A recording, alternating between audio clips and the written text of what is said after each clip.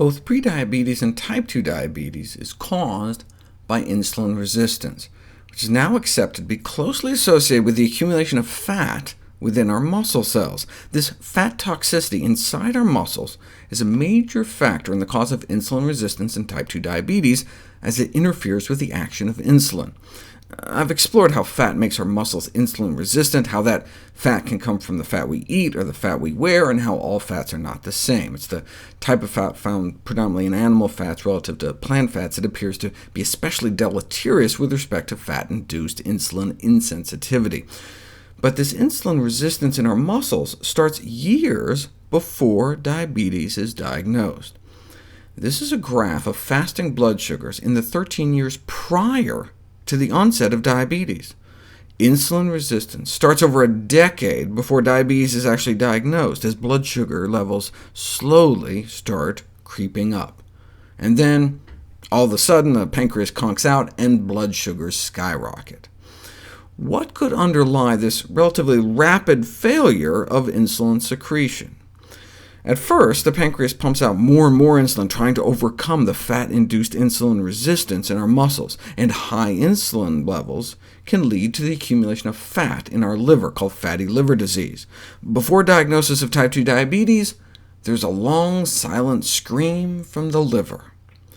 As fat builds up in our liver, it becomes resistant to insulin too. Normally, the liver is constantly producing blood sugar to keep our brain alive between meals.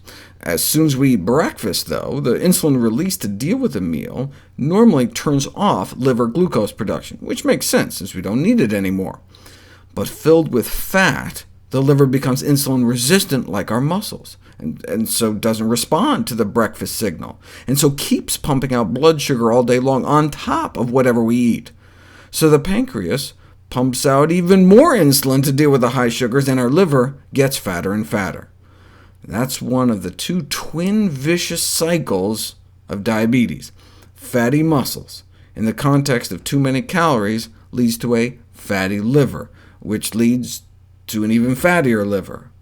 This is all still before we have diabetes, but then the next vicious cycle starts.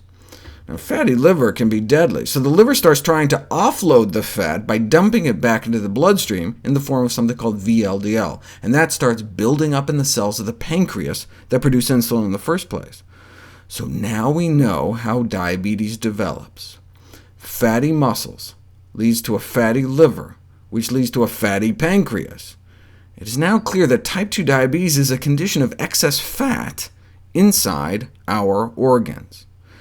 The only thing that was keeping us from diabetes, from unchecked skyrocketing blood sugars, is that pancreas was working overtime, pumping out extra insulin to overcome insulin resistance. But as the so-called islet or beta cells in the pancreas are killed off by the fat buildup, insulin production starts to fail, and we're left with the worst of both worlds, insulin resistance combined with a failing pancreas. Unable to then overcome the resistance, blood sugar levels go up, and we have type 2 diabetes. This has implications for cancer as well.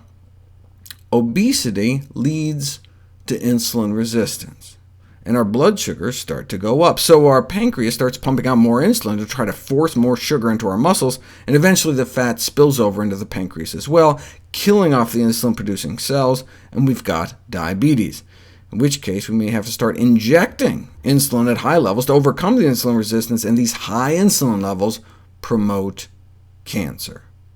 That's one of the reasons we think obese women get more breast cancer. It all traces back to fat getting into our muscle cells, starting insulin resistance, fat from our stomach, or fat going into our stomach.